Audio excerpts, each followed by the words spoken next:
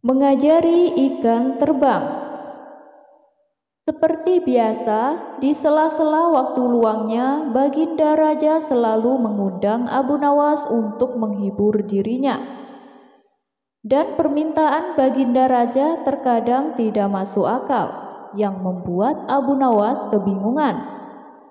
Memang apabila bisa mewujudkan permintaan tersebut, Abu Nawas memperoleh hadiah pundi-pundi uang. Tapi bila dia tidak berhasil ataupun menolak permintaannya, Abu Nawas akan mendapatkan hukuman seperti yang terjadi pada kisah berikut ini. Diceritakan Baginda Raja mendapat hadiah seekor ikan yang indah dari sahabatnya yang berada di negeri seberang.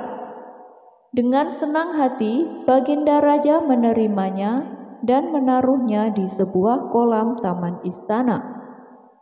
Dengan keberadaan ikan tersebut, membuat Baginda Raja merasa terhibur. Karena setiap kali ia merasakan jenuh, ia duduk di dekat kolam istana sambil memandangi ikan barunya. Namun lama-kelamaan, akhirnya timbul juga rasa bosan. Entah kenapa, tiba-tiba terlintas di benaknya suatu khayalan yang tak masuk akal. Andaikan ikan ini bisa terbang, pasti akan lebih mengasyikkan, pikir Baginda Raja. Kemudian ia berkata kepada menteri yang setia mendampinginya, "Wahai menteriku, apakah mungkin seekor ikan bisa terbang?" "Ampun Paduka yang mulia, saya kira itu sesuatu yang mustahil Paduka, karena ikan tidak punya sayap seperti burung," jawab menterinya.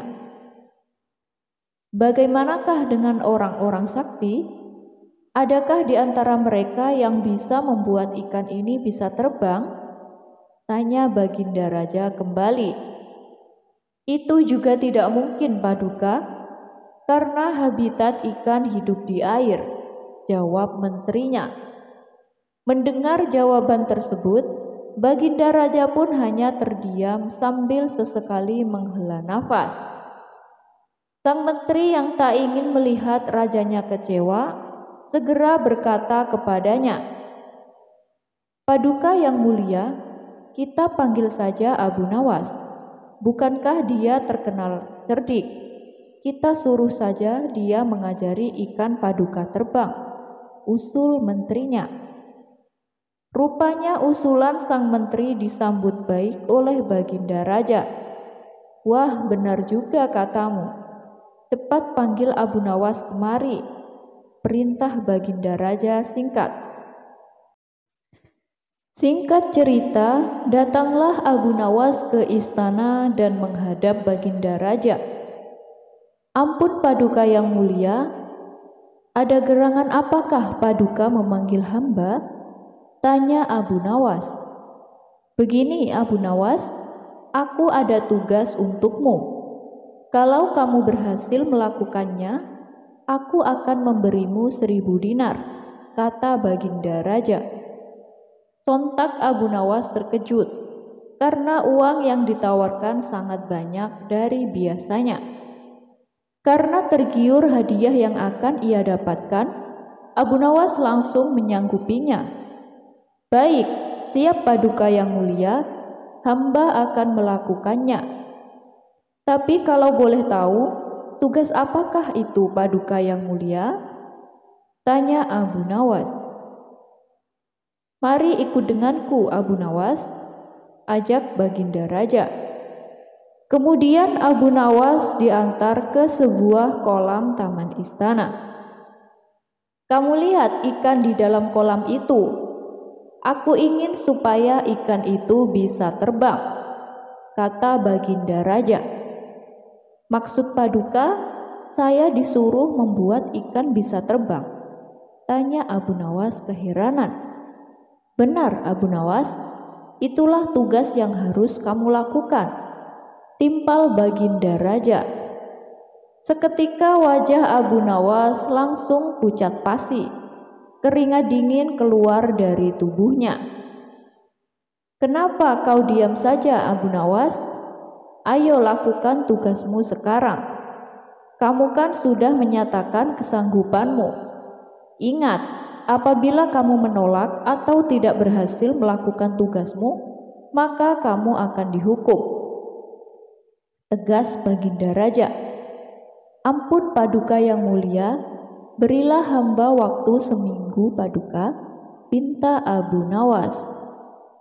Baginda pun menyetujuinya dan mempersilahkan Abu Nawas untuk pulang. Sesampainya di rumah, Abu Nawas menghabiskan waktunya hanya dengan melamun, meratapi nasibnya. Ia terus memikirkan bagaimana caranya supaya lolos dari hukuman. Karena tak kunjung mendapatkan solusi, hampir saja Abu Nawas putus asa dan pasrah dengan hukuman yang akan diterimanya. Di saat itulah muncul ide cemerlang yang membuatnya tersenyum bahagia. Dengan membawa kertas berukuran kecil berbentuk sayap, ia pun segera ke istana menghadap Baginda Raja. "Bagaimana Abu Nawas? Apakah kau sudah siap?" tanya Baginda Raja. "Sudah Paduka yang mulia," jawab Abu Nawas. Maka mereka berdua pun menuju kolam di mana ikan itu berada. Sementara para menteri istana menjadi heboh, mereka penasaran dengan apa yang akan Abu Nawas lakukan. Luar biasa, Abu Nawas pasti mempunyai ilmu sihir, celetuk salah satu menterinya. Setelah sampai di kolam istana, Abu Nawas mengambil ikan tersebut dan menempelnya dengan kertas berbentuk sayap. "Hei Abu Nawas, untuk apa itu?" tanya Baginda Raja heran. "Ini adalah sayap ajaib, Paduka. Hewan apapun apabila ditempel dengan sayap ini pasti bisa terbang," ujar Abu Nawas. Para menteri istana yang turut hadir bertambah takjub mendengarnya.